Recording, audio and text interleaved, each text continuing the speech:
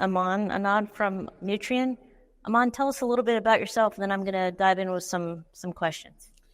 My name is Aman, and I represent Nutrien Ag Solutions here. We are the largest ag retailer in the country. And here, basically, I'm going to talk about things that we see on a daily basis in terms of why all the new ag tech adoption rate is so low. So basically, through this talk, I will focus mostly on, as an ag retailer, what we think in the field, and when approach it done by multiple ag tech weekly basis, things which are important for the overall adoption of new technology, ag tech technology. Yeah, I think, the topic, kind of the concerns, I think, have been longstanding, like, how do I get a return on investment? Has this been proven? How does it help my business?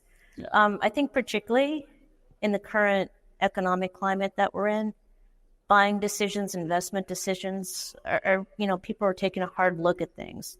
So I think the onus is on ag tech all the more to kind of prove itself, if you will. So maybe let's just start out. What are you seeing in the marketplace, and what are the barriers that are still there, and how are they different from, frankly, what we were talking about, a year ago? Yeah, definitely. If you look at the input cost has risen from 80% to 250% in last 3 years.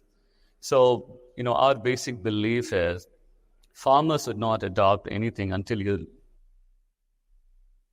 look at the return, repeated, and it should be very rigorous.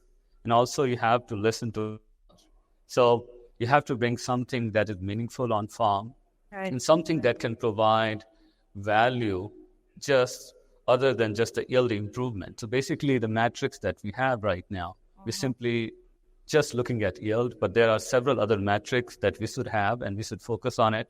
The other factor I see very important is trust and time.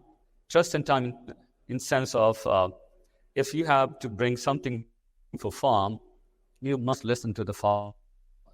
And building the trust is also when you can bring the repeated amount of data and things which you see on farm. Yeah.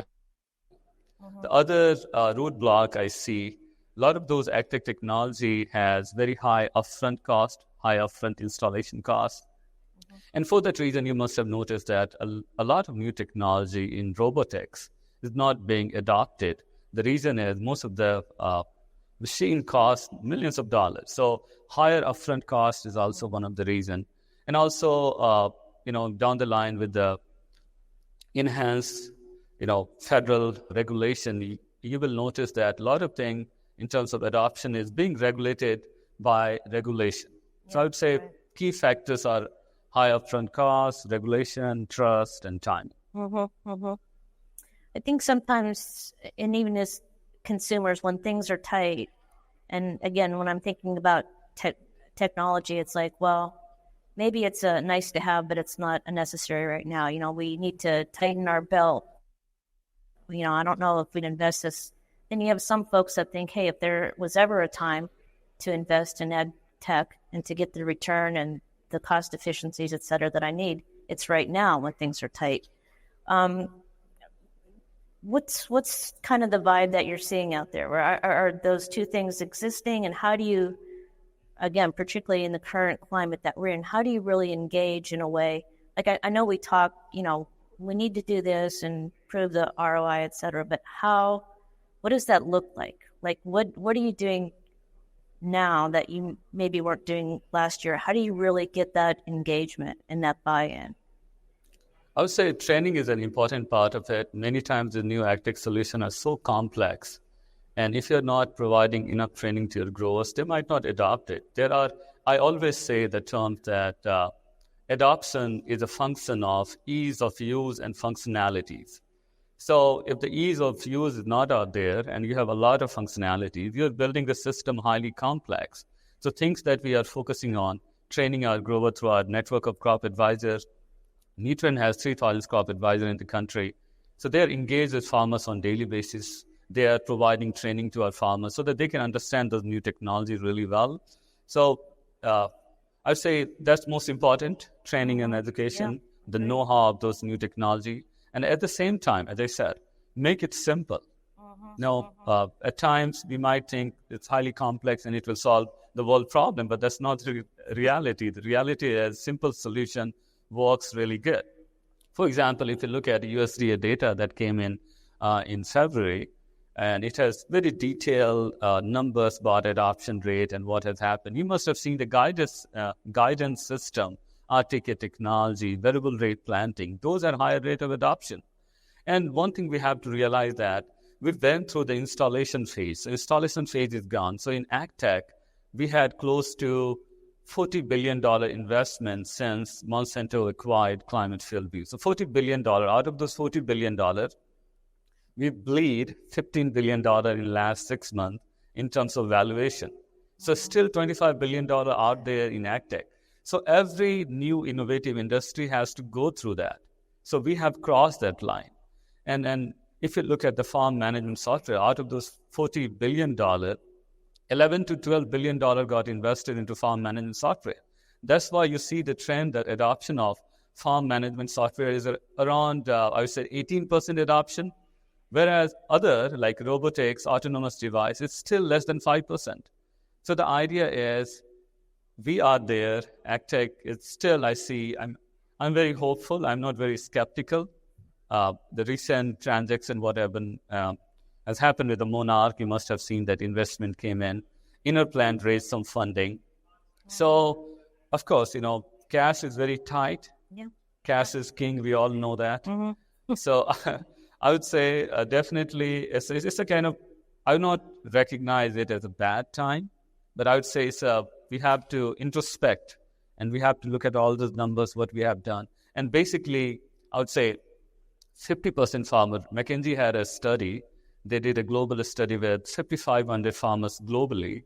And what they have found that at least 52% farmers were skeptical about the high upfront cost. And 42 farmers out of 100 were really concerned about unclear ROI. So the message here is we should provide a matrix where farmers can identify what are the value, how I can quantify the return on investment. So that's the whole messaging here. You said something, and maybe we could end on this. And it was something that my previous guest, Bruce Erickson from Purdue, talked about with regards to AI and having it operate really behind the scenes. Which kind of, you talked about that ease of use. And I think that the user experience, that ease of use, you can have all the complexity in the world, but don't make it complex for me as 100%, the user. So can you comment on that? Yeah, definitely. So at Nutrien Ag Solutions, what we are doing, so we are taking like end-to-end approach. So we are doing soil microbiome analysis, which is like billions of data points. We analyze crop weather and all the details, the layer of information. But by end of the day, we are not throwing all those information about multiple species of plant disease out there. We are only highlighting stuff. Those are important in your area. Uh-huh. And our crop advisor are specifically focusing on things which can provide you agronomic insights. So I have seen many ag tech companies when they offer their overall report. It's so complex. And, I always say, keep it as simple as you can so that our farmers can understand. And then also, I mentioned about it because farmers, they're extremely busy. And if you're showing a report which is highly complex, basically that report is going against you. Yep. So my point is, at Nutrien Ag Solutions, what we are doing, we are always looking for simplifying the process. We all understand that there are hundreds of data layers behind it, but our goal is to keep it simple so it will get highly adopted in the marketplace. That's awesome. Well, thank you for your good work, and thank you for stopping by and sharing time with me in front of the roaring fire. Thanks. Aman Anand from Nutrien. Thank you.